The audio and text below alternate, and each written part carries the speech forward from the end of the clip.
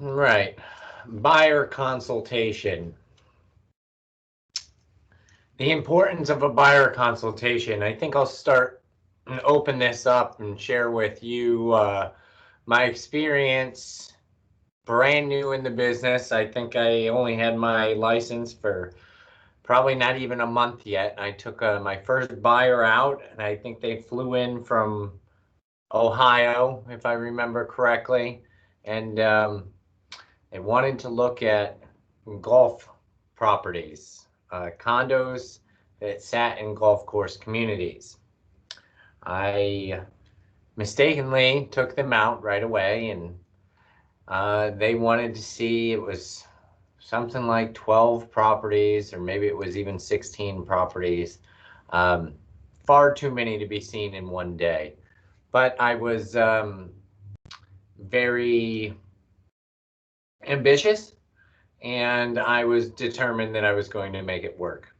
So I made the appointments for all those properties, picked up Mr. and Mrs. Buyer, brought them to see those properties, took them out to lunch. I took care of the bill on that. I'll never forget that. And showed them a bunch more properties the afternoon. It was like maybe a 10 or 12-hour day with these buyers. It was a very long day. At the end of the day, there was no sale to be had from the transaction, and I felt like I was a tour guide. A short time after that, I went to a training on how to be a buyer specialist. With my personality profile, it was very easy for me to work with buyers. I just needed to know how to do that efficiently. So from that program, I learned that you have to invite the buyer into the office. If the buyer is unwilling to come into the office, I made it a rule that I was unwilling to allow them to get in my car, or, maybe today I was unwilling to allow them to follow me around town and show them property. So I invite them into my office. I say, I'd love to be able to help you, but, in order to do so, I'd like to invite you into the office to figure out your wants and needs, so we can figure out a game plan of what we're going to go searching for. And usually when I put it that way, I never had a problem with that, with buyers coming into the office. And those that did have a problem with, I decided that I didn't want to work with them. If they were unwilling to give me a few minutes of their time and come into the office, then I was unwilling to give them my time and go out and into the market and explore things completely unknown. I also quickly made it a rule that I needed to get a buyer either pre-qualified or I needed proof of funds. And you can work with Linda. She can get you a pre-qualification in a very short period of time. Any questions about that, contact Linda Martin with GRA or any lender that you may have a relationship with. Or if the buyer claims to be paying cash, then you can request a proof of funds. Now, I don't want a bank statement. I don't want to know every penny that you have in your bank account and what gas station you shop at and where you had your ice cream on Friday night. I don't want to see any of that, please. What I do want is just maybe a letter from a financial institution or financial advisor, just stating that Mr. and Mrs. Buyer have the purchasing power up to $200,000, up to $1.5 million, whatever it may be. Okay. And then with that, okay, when we submit an offer for a property, I never want to disclose a buyer's full purchasing power or capability, especially if I'm trying to negotiate a little more sternly on their behalf. So what I will do is, whatever my offer is, I will reach out to the lender and request an updated pre-qualification letter that matches the price of my offer. And I guess psychologically, if you go in and you say, look, uh, I'm all in. Here's my pre-qualification letter. It says that I have the buying power up to this amount. That is what my offer is. I found that to have a higher level of success, and allow me to be able to negotiate a little bit harder for my buyers. Now, that's not to say that, when you do that, the seller may still come back and counter offer above your offer price. And if that's the case, a lot of times you can go back and forth or ping pong it, if you will, with the other agent until you arrive at a meeting of the minds and you're able to come to terms. And then at which time the listing agent may request an updated pre-approval letter to give the seller peace of mind that, yes, that even though we supplied the first pre-approval letter, here's an updated pre-approval letter that shows that the buyer does in fact have the capability to purchase the home for the amount of the contract. Another thing you need to determine once you get past how they're going to purchase the home, you need to determine, what kind of home they want. But I think even before that, in our market here especially, we need to determine what kind of lifestyle they would like within the home or within the community. Are they a golfer? If they're a golfer, do they want to be in a golf course community? If they do want to be in a golf course community, do they want bundled or non-bundled, equity or non-equity? A lot of different options with golf. Are they a boater? Do they want to be in a boater-friendly community? Or do they not want to be in an HOA and be in a boater-friendly area like Cape Coral? Do they have to have their boat at their property, or is maybe a marina within the community acceptable, or maybe a marina across town? Would that be acceptable to them? Do they want a single family home? Do they want a condo? Do they want a townhome? Do they want stairs? With the financing vehicle that they are using, what are their options? Can they acquire a condo? Should we only be looking at single family homes? If they're approved for such and such amount, what's our wiggle room for HOA fees on top of that amount? These are things that you would want to talk to the lender about, because a lot of times, a significant HOA will significantly reduce the total buying power offered through the loan. Whatever the monthly fees are, the debt to income ratio, that's a very large factor when determining these things. Golf, boating, tennis is another big one here in Southwest Florida. Do they like to play tennis? If they like to play tennis, do they want the clay court? Do they want the hard true court? And, figure out what it is that they like about the lifestyle, and then sell that to them. If you figure out what somebody's wants and their needs are, and you're just delivering upon their request, then I find that, you really don't have to sell. You're really just providing a service, if you will. And then, if they want a gated community, how much do they want to pay for what's acceptable for their finances for HOA fees? what kind of amenities are they looking for within the HOA? Do they want a restaurant within the community?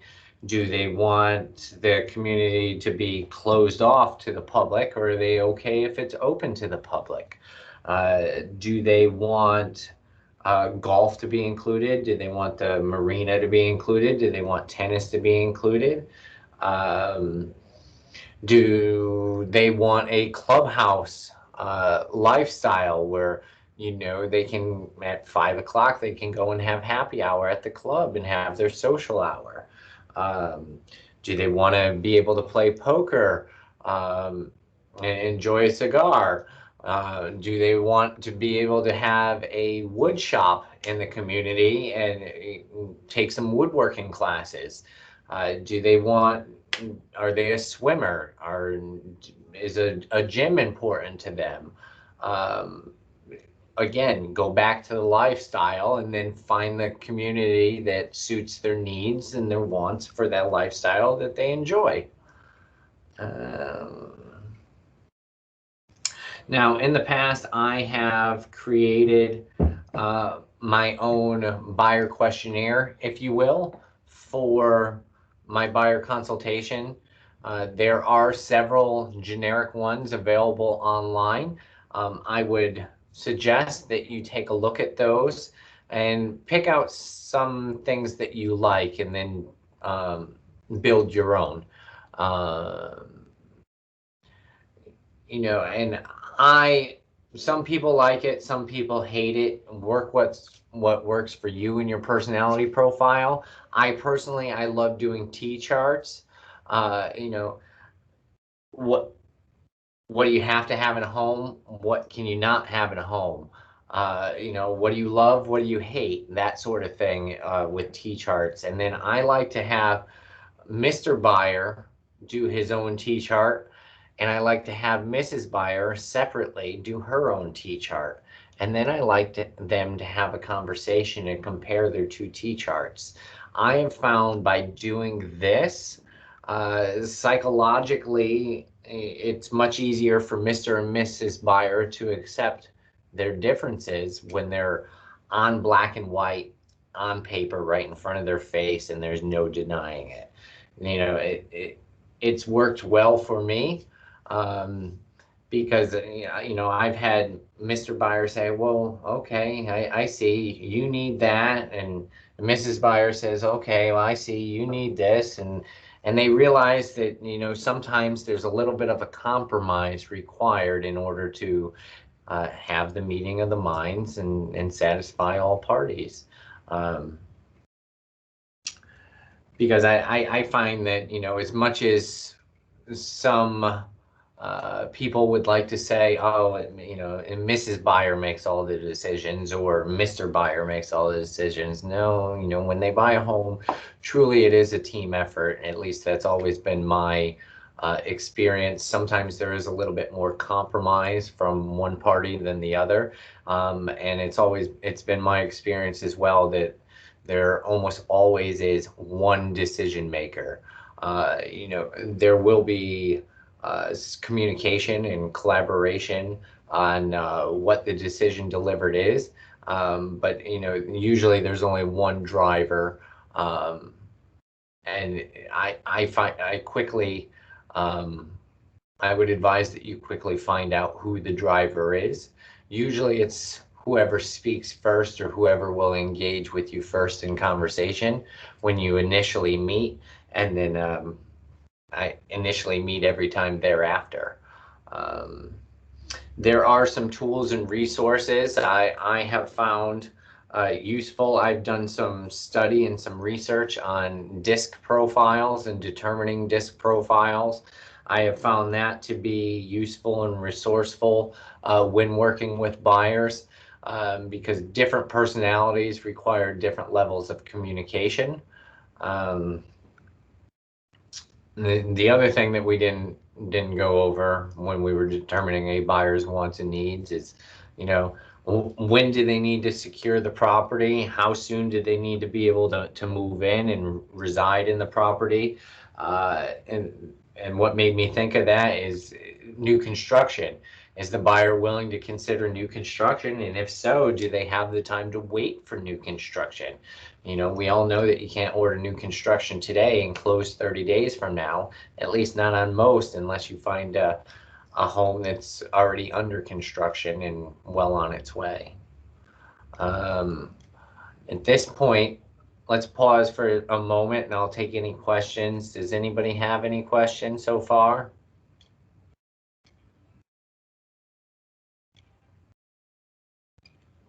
Okay, not a problem. And at that buyer consultation, I want to draw the roadmap for the buyer from start to finish and let them know what they can expect and anticipate throughout the transaction. Starting off with getting pre-qualified or getting the proof of funds letter. And then, next, maybe the T charts and what the wants and needs are of the buyer. And then going shopping for the property.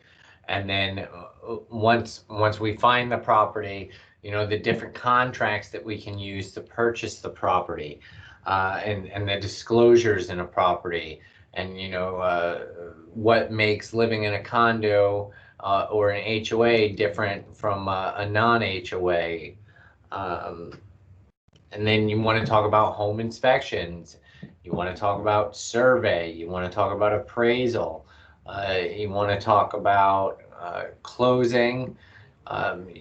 Everything that you have to do throughout the transaction, every step of the way, you want to inform them of that. And like I said, I draw the roadmap initially at that first buyer consultation.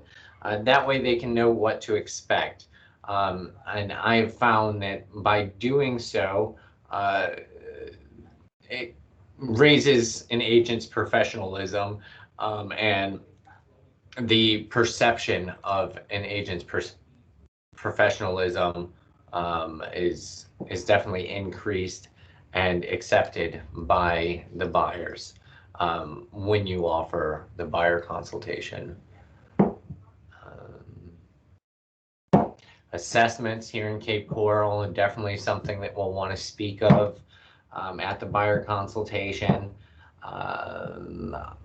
The benefits of homestead and save your home, those exemptions.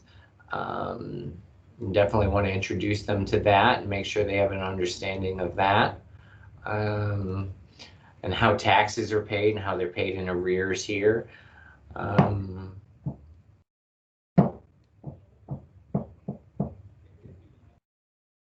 If they don't have a lender, you can offer to introduce them to a lender that you have a relationship with, and you can reassure them that they can reach out to their lender if they have any questions or need any advice about anything along the way in regards to financing throughout the transaction.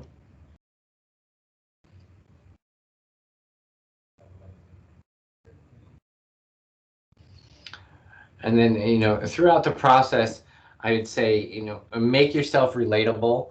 Find things that you can click with your buyers. Find a way to engage your or insert your sense of humor wherever you can. Sometimes it can be quite stressful finding a property and going through financing and all of the paperwork that's required to obtain a property. So try to keep things light, but continue to educate your buyers as much as you can, so that they can confide in you and go to you with their questions and their concerns, and that you can offer the best service possible. Title, let them know what's going on with title and the different ways to take title. You can introduce them to a title agent to have that conversation. I don't know if I would do that initially, at least not maybe make the introduction to the title agent, unless of course they have specific questions that would require that.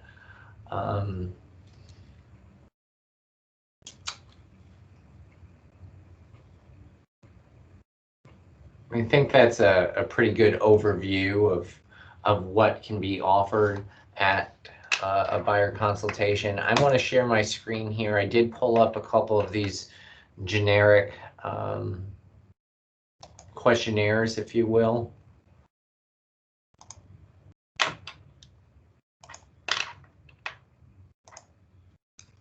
Okay, so obviously you want to get all the buyer information, their name, their contact, start to have some exploratory questions. How long have you been looking?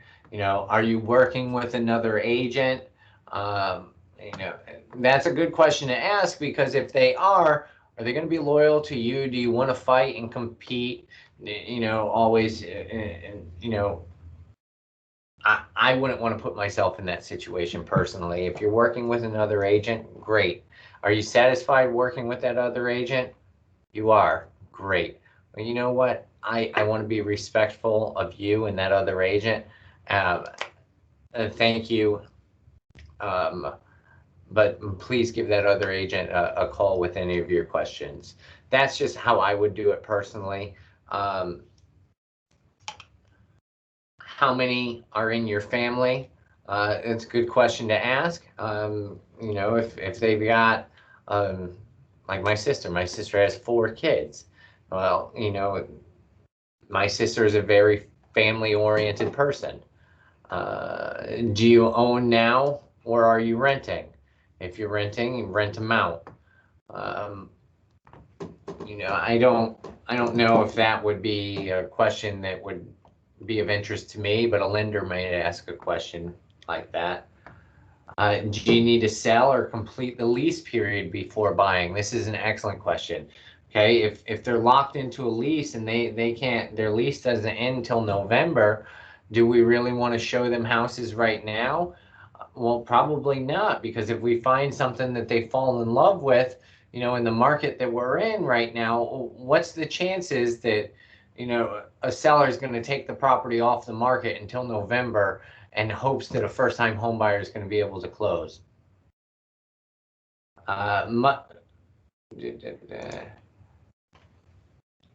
If you're leasing the property, how long is the lease? Along the same lines.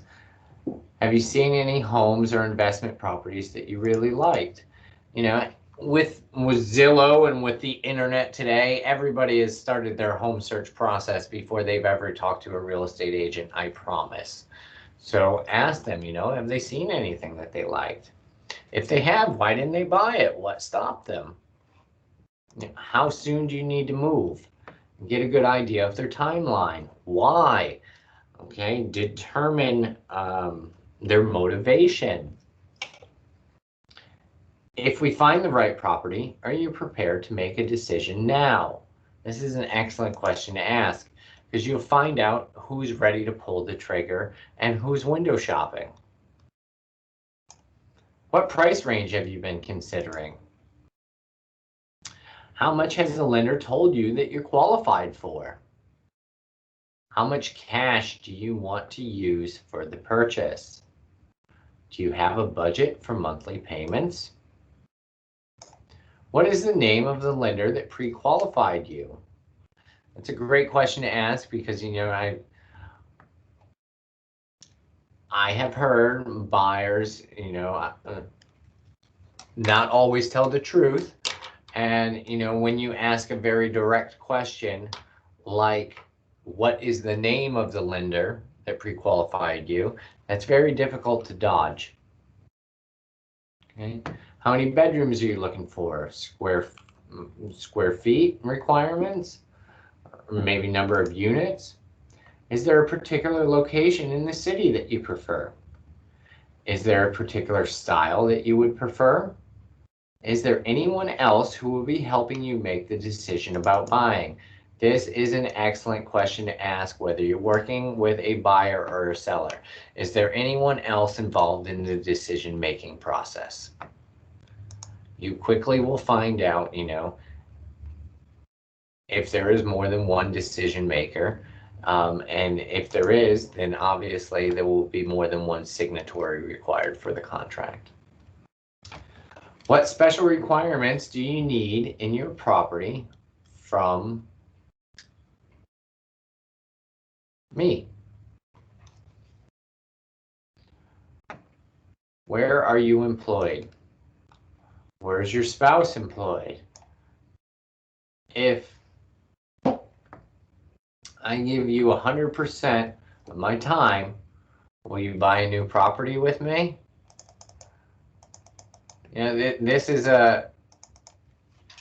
something along this line. I'm not saying use this word for word, but you might discover somebody's loyalty or how loyal they're willing to be to you by asking a question like that. What times are best for you to look? How do you like us to communicate? By phone, fax, mail, email, or internet? I will have so-and-so call you so that he can go over the details of the hunt. What is the best time for him to call you? At what number? What are your favorite websites to view property? Okay, that's one version that came from National Association of Realtors way back in 2001. I'm sure if you scout, you can find something much newer than that. I just did a brief search this morning. Here's another one. Where do you want to buy property? Is there a particular part of the city that you prefer? Do you have children? Is there a specific school or school district you prefer to live in or near? Okay, here in Lee County, we are school choice. It's quite different from school district. Many people don't know what that is. Refer them to the Board of Education's website to give them further details on that. Do you have pets? If so, how many? What kind?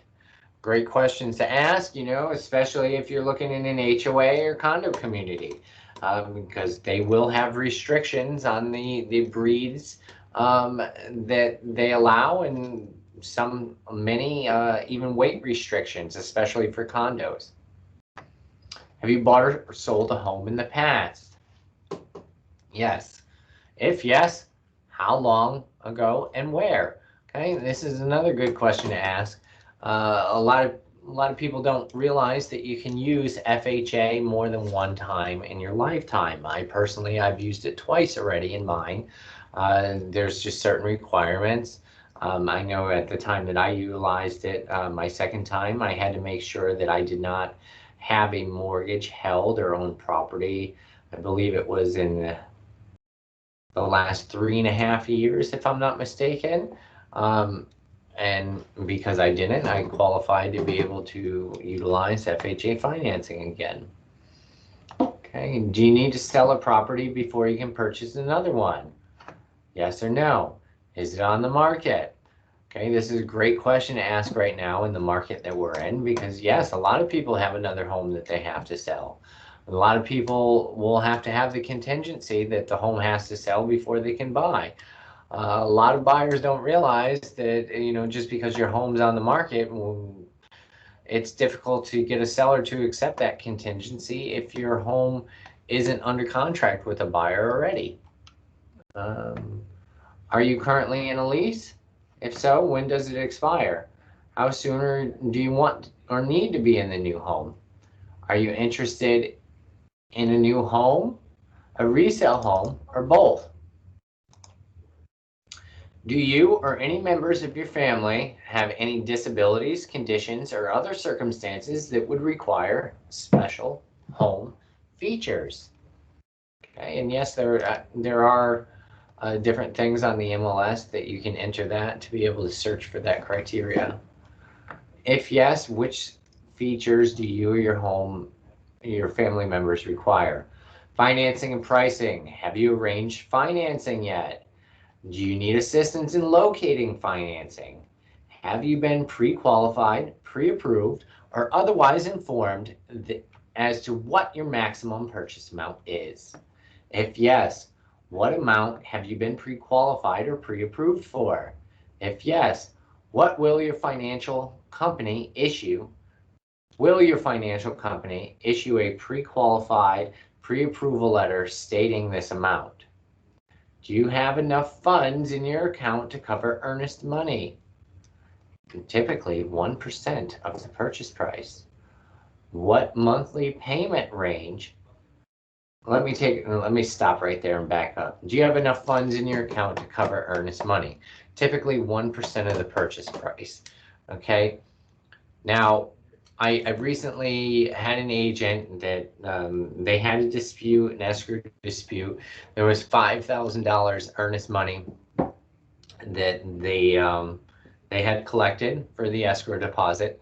Um, if we had taken that to arbitration, once legal fees were involved, and taken out of that and everything, the agent's client had consulted an attorney, and the attorney had advised that really it wasn't worth it because there was not enough in escrow. And it was brought to my attention that most attorneys don't even like to take on a case with an escrow dispute unless there's a minimum of $20,000 in escrow that will cover the court costs, the legal fees, and still leave a little bit of money for the client to be able to walk away with. So that's something to keep in mind. Try to get as much money into your escrow deposit as possible when representing a seller. Now, of course, when you're representing a buyer, you want as little as possible. Okay. Any questions about that? Okay. What monthly payment range would you feel comfortable with? Will you require down payment assistance? Your new home. What style of home do you prefer? Are stairs acceptable? Is a master bathroom important to you? If yes, which would you prefer? A half bath, 3/4 bath, full bath, or 5-piece bath? What square footage do you prefer? Under 1,000, 1 to 2,000, 2 to 3,000, over 3,000. You want a basement? Yeah, probably not here in Florida. If yes, well, we're not even paying attention to that. Is air conditioning important to you? Probably here in Florida. Open floor plan, an office or study, also known as a den. Formal dining room, patio, deck, sprinkler system. Do you want a garage? If yes, how many garage spaces? Do you want maybe an air-conditioned garage? A lot of times people are putting split units in the garages now, and the garages are even under air. What size lot would you prefer?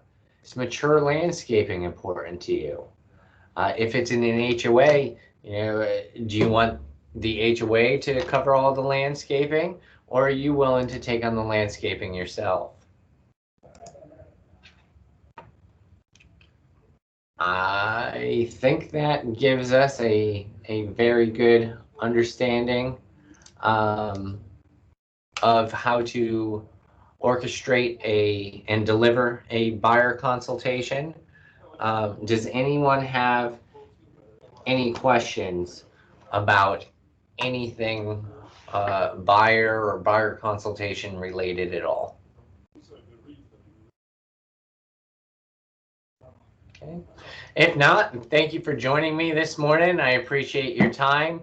I did record this, so as soon as it downloads, I'll be able to upload it to YouTube, and I'll send out an email. But thanks again for your time.